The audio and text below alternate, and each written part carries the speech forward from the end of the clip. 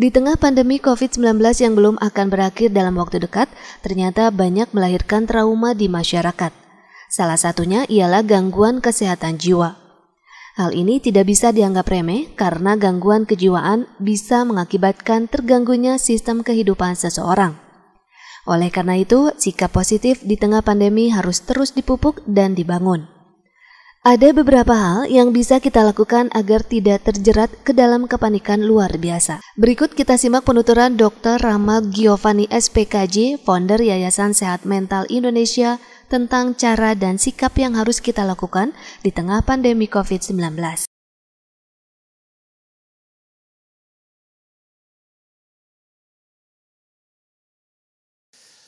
Baik, Assalamualaikum warahmatullahi wabarakatuh. Salam sejahtera untuk semuanya, semoga dalam keadaan yang sehat semuanya. Sekali lagi perkenalkan, nama saya Dr. Rama Giovanni, saya seorang psikiater. Ya, hari ini saya mencoba membahas sedikit tentang pengaruh-pengaruh terhadap kesehatan mental seseorang di saat kejadian pandemi COVID-19 sekarang.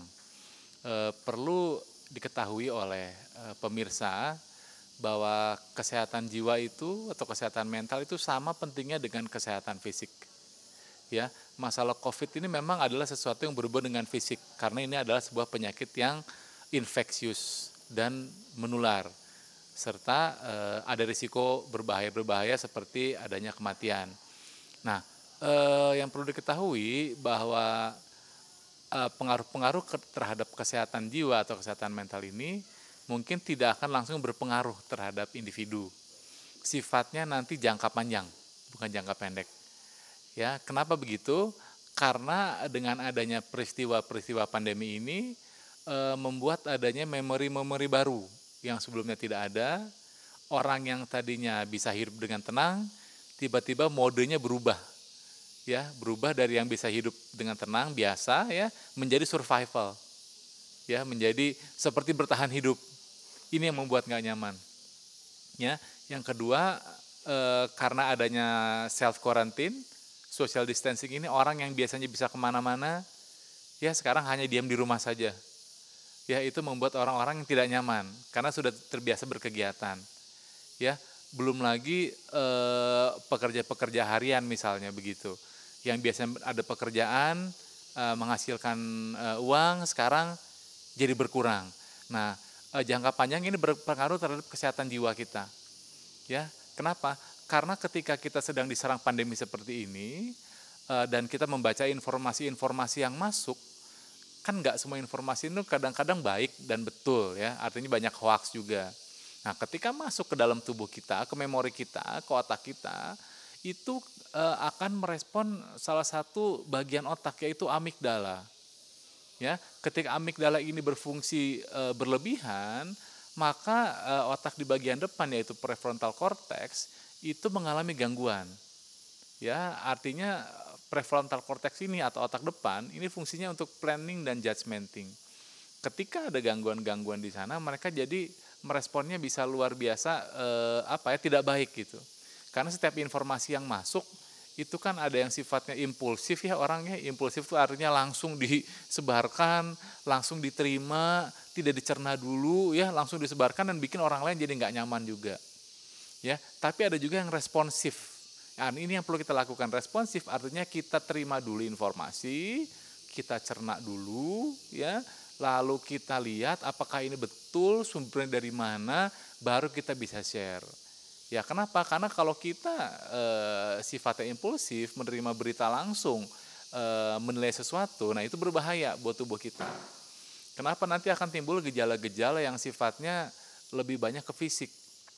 Ya, jantung jadi berdebar, misalnya lebih kencang, ya, tangan mulai berkeringat, tremor, gemetaran, jadi sering nyeri lambung yang biasanya tidak, ya. Kadang-kadang kalau lagi bisa parah bisa sampai insomnia atau sulit tidur. Ya, artinya keluhan-keluhan emosi ini tidak selalu manifestasinya harus di emosi. Paling banyak malah keluhan fisik.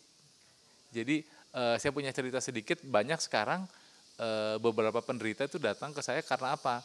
Jadi ketika musim ini mereka seakan-akan merasa tubuhnya sedang demam. Ya, ternyata waktu dilakukan pengukuran temperatur oleh termometer, ternyata suhu tubuhnya biasa saja. Artinya sugesti itu luar biasa, pikiran Anda luar biasa. Kalau Anda ingin enak pikirannya zaman sekarang, pikiran Anda juga harus baik. Ya, kalau pikiran Anda jelek, sugesti Anda jelek, Anda akan terasa seperti jelek. Ya, terbukti tadi perasaan dia seperti sedang demam padahal tidak demam nih. Gitu, hanya perasaan dia saja. Kenapa? Karena persepsinya. Dia mempersepsikan bahwa ini sesuatu yang sangat berbahaya. Ya, kita paham bahwa ini sesuatu yang berbahaya, tapi kita juga tetap harus bisa mencerna dulu.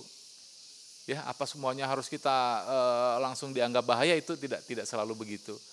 Ya, jadi yang penting sekarang kita tetap tenang, karena kalau kita tenang, ya hati kita tenang, ya kita perilaku kita akan tenang. Ya, tips dari saya satu, yang penting informasi itu penting, karena kalau informasinya yang masuk tidak kita cerna dulu, itu akan membahayakan buat Anda dan orang lain.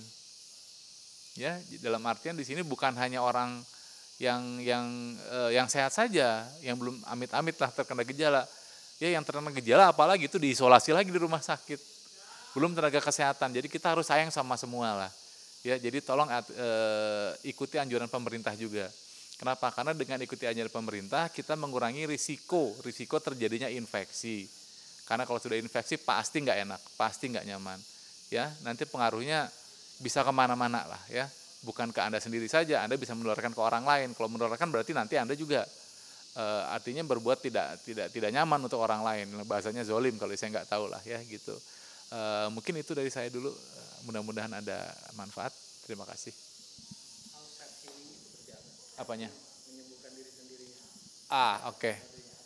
Ya, jadi banyak yang nanya juga ke saya bahwa gimana nyembuhin diri sendiri gitu ya. Tadi kembali lagi, ada yang disebut self-hypnosis, ada teknik-teknik relaksasi misalnya. Ini sebenarnya Anda bisa browsing-browsing saja sih, karena jumlahnya ada ribuan kali. Ya, banyak sekali, tapi yang jelas begini sekali lagi bahwa perasaan Anda, perilaku Anda itu adalah manifestasi dari pola pikir Anda. Jadi kalau manifestasi pola perilaku emosi Anda ingin dirubah, rubah pola pikir Anda. Ya, orang yang perasaannya negatif, perilakunya negatif, pasti pikirannya negatif. Gak mungkin, karena itu saling berkesinambungan. Ya, jadi kalau Anda ingin tenang, ingin sembuh, berpikirlah yang positif. Berpikir yang baik di keadaan kondisi yang sedang tidak nyaman ini. Ya, kenapa? Karena pada intinya faktanya Anda harus menerima realita. Realitanya kita sedang dalam kondisi yang tidak ideal. Tapi gimana kita bisa tetap produktif, tetap bisa menghasilkan sesuatu, tetap bisa tetap bisa sehat di zaman-zaman yang tidak nyaman ini gitu. Ya, kenapa saya bilang gini? Karena tetap saya yakin tiap orang itu punya kekuatan dan kelemahannya masing-masing. Kita fokus ke kekuatan saja. Kita tahu kekuatan kita kok. Jadi pakai itu untuk apa ya? Untuk memproduktifkan. Ya, seperti contoh nanti ya di sini ada vertical rescue juga teman-teman ya. Ya, di saat pandemi mereka bukannya diam, malah bikin larutan disinfektan gratis untuk warga masyarakat, kan bermanfaat jadinya. Jadi tetap di antara kejadian tidak menyenangkan ini pasti ada hikmahnya. Pasti ada sesuatu yang bisa Anda lakukan gitu loh. Ya, apapun yang terjadi pada Anda, itu semua gimana persepsi Anda. Anda mau lihatnya gimana? Mau dibikin riweuh, ya istilahnya mau dibikin nggak menyenangkan, atau Anda mau bikin gimana caranya biar tetap positif gitu. Ya silakan, Anda yang pilih. Ya, bukan saya. Jadi Anda yang pilih. Anda yang pilih. Mau sehat atau mau sakit. Oke, kalau mau sehat, pilih berita yang baik, lakukan kegiatan yang baik, gitu aja. Kalau mau sakit ya udah, baca aja berita yang nggak menyenangkan, lakukan yang negatif, ya silakan gitu. Pilihan kembali kepada Anda. Ya, kalau mau sehat, stay healthy, ya pikirannya positif aja.